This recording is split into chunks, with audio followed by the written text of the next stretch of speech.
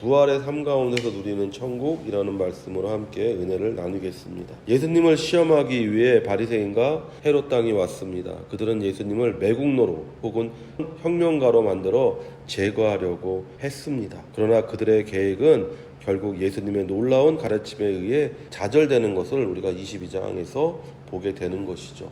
그 당시에 유대에 세 가지의 큰 파가 있었던 거죠. 하나는 바리새인, 그 다음에 헤롯 당, 그리고 우리가 오늘 읽고 있는 이 사두개인의 세 가지의 큰 파가 있었어요. 물론 그 중에 이제 우리가 극우도 있고 극자도 있는 것처럼 열심당이 있기도 하고 하지만 그러나 그런 것들은 소수고 이 대부분을 이루고 있는 것이 세 가지인 것이죠. 로마에 대해서 어떠한 태도를 갖느냐. 그래서 로마에 적극적으로 협력하자고 얘기하는 것이 헤롯 당이고 로마에 적극적으로 반대하는 것이 바리새인이고 그 중간에 있는 현상을 유지하는 것이 좋다라고 생각하는 것이 이 사두개인인 것이죠. 그러니까 우리가 지난주에도 얘기 나눴지만 바리새인과 헤롯 당이 같이 손을 잡고 온다는 건 있을 수가 없는 일이에요. 정파가 완전히 반대당이잖아. 그 후에 우리는 사두개인이 예수님을 시험하려고 오는 것을 이제 우리가 또 보게 되는 것이죠. 이 세 개 정파가 다 예수님을 시험해요. 그래서 거기에서 흠을 잡을 수 없었다고 성경이 기록하고 있는 것이죠. 왜 이 사람들이 오냐? 이제 예수님이 십자가에 못 박혀 죽어야 되거든요.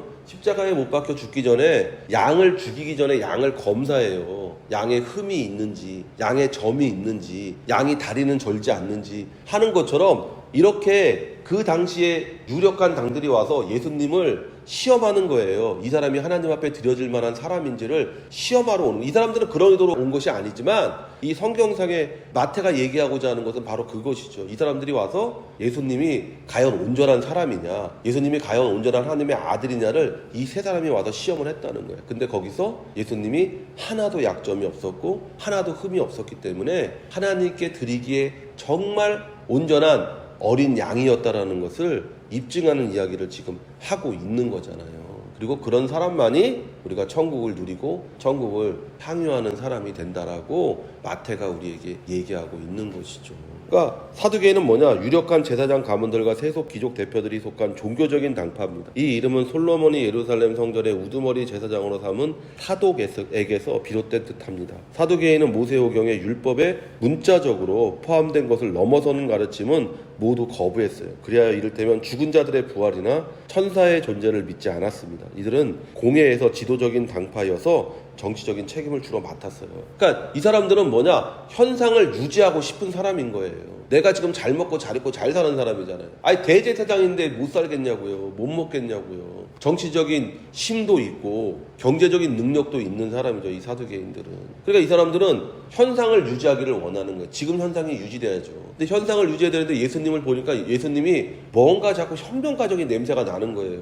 그러니까 예수님을 사두개인은 그래서 죽이려고 하는 거죠. 이 사람이 현상을 깨는 사람이다. 이 사람 때문에 지금 현재 현상이 무너지게 생겼다라고 생각을 하는 것이죠. 그래서 사두개인이 예수님을 시험하려고 온 것이라고 성경은 얘기하고 있는 거예요. 부활이 없다 하는 사두개인들이 그날 예수께 와서 물어 이르되 부활이 없다라는 것은 결국 현실 세상 외에 다른 세상이 없다라고 주장하는 거예요. 이 사람들은 현실 세상 외에 다른 거 없다. 그러니까 내가 현실을 사는 게 중요하다. 천국 가야 될 이유가 있나요? 이 사람은 유일하게 소망하는 게 오래 사는 거죠. 그러니까 오래 살려면 어떻게 돼요? 율법을 지켜야죠. 너 장수하고 싶어? 너네 부유하게 살고 싶어? 너네 복 받고 싶어? 모세가 창세기에서 신명기까지 하는 모든 이야기 중에 대부분이 그런 거잖아요. 너 율법을 지키면 생명을 얻는다. 그 생명을 이 사람들은 어떤 식으로 해석했냐? 오래 사는 거, 장수하는 거, 이런 식으로 해석을 하는 거죠. 그러니까 내가 율법대로 살면 오래 살 거야. 잘 먹고 잘 입고 잘 살면서 오래 살 거야. 이 사람들은 그렇게 생각하는 거죠. 그들에게는 현재가 가장 중요하고 현재를 살아가는 방법으로 로마와 적당한 타협을 통해 자신들의 기득권을 유지하려는 사람들이었어요. 고린도전서 15장 16절에서 17절에 만일 죽은 자가 다시 살아나는 일이 없으면 그리스도도 다시 살아나실 일이 없었을 터이요 그리스도께서 다시 살아나신 일이 없으면 너희의 믿음도 헛되고 너희가 여전히 죄 가운데 있을 것이요. 바울이 얘기하는 거예요. 부활이 없으면 너네 믿는 거 아무 의미 없고 가치 없는 거야. 왜 믿냐? 믿어야 될 이유가 없는 것이죠. 부활이 있다라는 것은 다른 세상이 있다라는 것을 얘기하는 것이거든요. 이 육신을 벗었을 때 다른 세상이 있다라는 것이 부활이 있다라는 것이잖아요. 그래서 예수님이 부활하신 후에 이 땅에 있는 것이 아니라 예수님은 승천하셔서 다른 곳으로 가시잖아요. 그러면서 제자들에게 얘기하잖아요. 내가 가서 너희를 위한 처소를 예비하겠다. 부활이 없다는 것은 우리의 삶의 모든 것이 허무하고 무가치한 것일 뿐이라는 거예요. 전도서 기자가 말한 모든 것이 헛될 뿐이라는 그 말이 진리가 되는 세상인 거예요. 그러니까 세상의 모든 철학의 완결은 뭐냐? 허무라고 얘기하는 거예요. 그래서 여러분 종교를 얘기할 때 항상 얘기하는 게 뭐냐? 사후세계에 대해서 얘기하지 않으면 종교가 아니라고 얘기하잖아요. 그러나 부활이 있기에 우리의 삶은 결코 헛되고 무가치한 삶으로 끝나는 것이 아닙니다. 디모데후서 4장 7절에서 8절에 나는 선한 싸움을 싸우고 나의 달려갈 길을 마치고 믿음을 지켰으니 이제 후로는 나를 위하여 의의 면류관이 예비되었으므로 주 곧 의로우신 재판장이 그날에 내게 주실 것이며 내게만 아니라 주의 나타나심을 사모하는 모든 자에게 노니라. 바울이 얘기하잖아. 내가 이 땅을 사는 이유는 뭐냐? 나는 선한 싸움을 하고 있다. 이렇게 얘기하잖아요. 나는 지금 달려갈 길을 달려가고 있다. 내 인생의 목적이 이 땅에서 잘 있고 잘 먹고 잘 사는 게 아니기 때문에 나는 지금도 선한 싸움을 싸우고 있고 내가 마땅히 가야 되는 길을 간다. 그리고 그 끝에 뭐가 있다는 거예요? 나를 위해 예비된 의의 면류관이 있다. 이게 여러분 믿는 자와 믿지 않는 자의 차이인 거예요. 믿지 않는 자는 이 세상이 다라고 생각하고 허무한 가운데 무의미하고 무가치한 삶을 살다가 그냥 그렇게 가는 거예요. 그러나 믿는 자는 이 땅의 삶을 치열하게 사는 거예요. 싸움이라고 얘기하잖아요. 인내를 갖고 사는 거예요. 달려갈 길을 가는 거잖아요. 그리고는 마침내 나를 위해 예비된 것을 누리기 위해서 살아가는 인생이라고 바울이 우리에게 얘기하는 것을 듣게 되는 것이죠. 우리의 믿음은 결국 열매를 맺고 의의 면류관을 받는 삶으로 나타나게 돼야 되는 거예요. 선생님이여 모세가 일렀을 때 사람이 만일 자식이 없이 죽으면 그 동생이 그 아내에게 장가들어 형을 위하여 상속자를 세울지니라 하였나이다. 우리 중에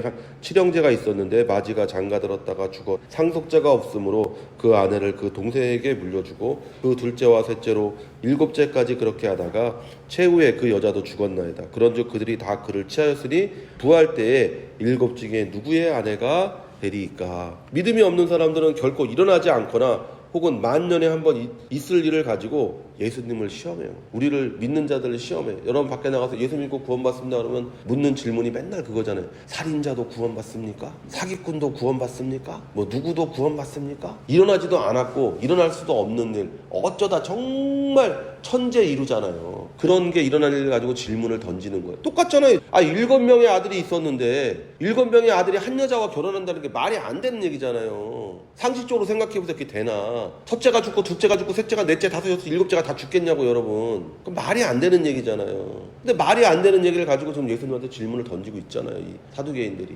혹 있을 수도 있고 만년에 한 번 일어날까만 한 일을 가지고 마치 그것이 모든 것이냐 질문을 던지는 것을 보잖아요. 사두개인이 말한 이런 일이 이 세상에서 얼마나 일어납니까? 반대를 위한 반대를 위해 그들은 결코 일어날 수도 없고 일어나지도 않은 일을 가지고 예수님을 시험해요. 우리 믿는 자들이 세상에 나가서 믿지 않는 자들을 만날 때 이런 일들을 많이 경험하지 않습니까? 일어나지도 않는 일들, 일어날 수도 없는 일들을 가지고 우리에게 질문을 하잖아요.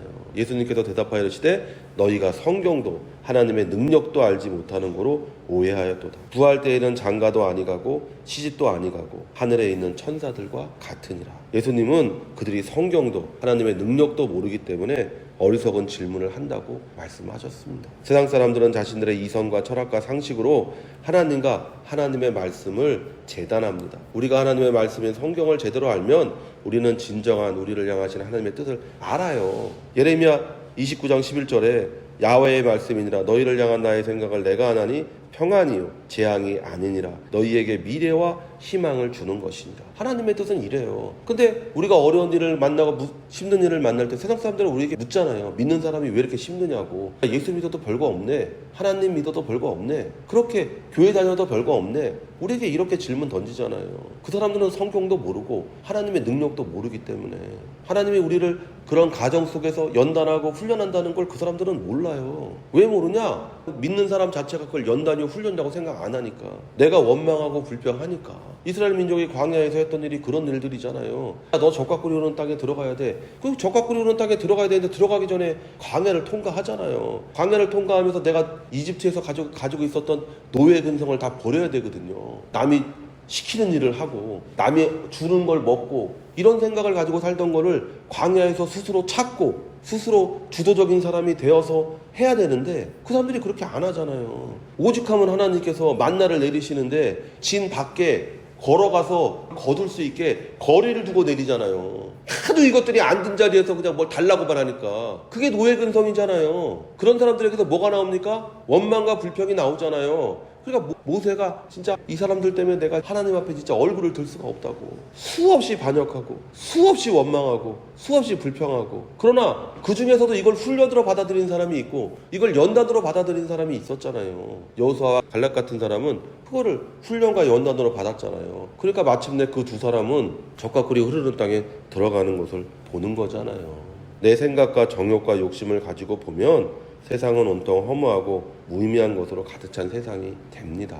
그런데 우리가 하나님의 말씀을 가지고 보면 이 땅은 내가 선한 싸움을 싸우고 있는 곳이고 내가 가야 될 길을 가는 거예요. 근데 안 힘들어요? 싸움이 안 힘듭니까? 달려가는 길이 안 힘듭니까? 당연히 힘들죠. 지치죠. 목마르죠. 그러나 우리는 그 끝을 알고 있는 사람이잖아요. 내 앞에 의의 면류관이 있고 내 앞에 천국이 있고 내 앞에 나를 위해 예비된 모든 것들이 있다는 것을 아는 사람이잖아요. 그렇기 때문에 참는 것이고, 참때 어떻게 참는 겁니까? 항상 기뻐하며 참는 거예요. 죽은 자의 부활을 논할진대 하나님이 너희에게 말씀하시마 나는 아브라함의 하나님이요 이삭의 하나님이요 야곱의 하나님이로라 하신 것을 읽어보지 못하였느냐? 하나님은 죽은 자의 하나님이 아니요 살아있는 자의 하나님이시니라 하시니, 예수님은 사두개인들이 성경을 이용해 질문한 답변에 성경을 인용해 답변하는 거예요. 하나님은 죽은 자의 하나님이 아니십니다. 아브라함과 이삭과 야곱은 이미 죽었습니다. 그러나 하나님은 아브라함과 이삭과 야곱의 하나님으로 자신을 모세에게 제시하셨어요. 죽었잖아요. 근데 왜 그것을 제시합니까? 그들이 죽지 않았다라는 것이죠. 다른 곳에 있다라는 것이에요.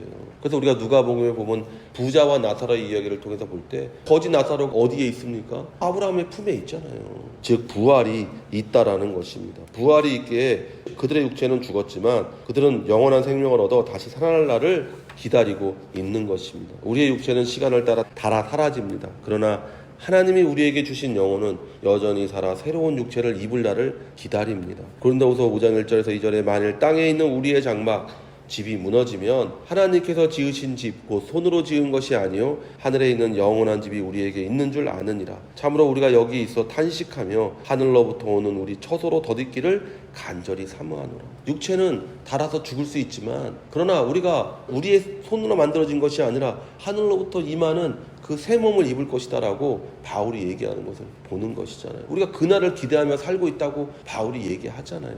우리는 지금 마음의 천국을 삽니다. 그리고 이제 부활을 기다리며 영원한 생명 얻기를 기다리는 거예요. 이곳에서 우리는 마음의 천국을 삽니다. 의와 기쁨과 평안을 가지고 우리는 살아갑니다. 그러면서 한편으로는 우리가 이 썩어져가는 육신이 영원히 변치 않는 육신이 되기를, 새로운 육신이 될 날을 기다리며 살아가는 것이죠. 그날이 언제입니까? 예수님이 공중에서 강림하실 때라고 얘기하잖아요. 공중에서 강림하셔 나팔을 불 때 첫째는 죽은 자들이 일어나며 둘째는 우리 살아있는 사람들의 몸이 변하여 주님 앞에 서리라고 바울이 우리에게 얘기하는 것을 보잖아요. 우리는 그날을 기다리며 마음의 천국을 살아가는 거예요. 예수님은 이 부활과 영원한 생명을 주시기 위해 십자가에서 죽으셨고 우리를 위해 부활하셨습니다. 무리가 듣고 그의 가르치심에 놀라더라. 이와 같이 부활을 기다리며 지금 이곳에서 천국을 누리는 복된 성도 되시기를 예수의 이름으로 축원을 드립니다.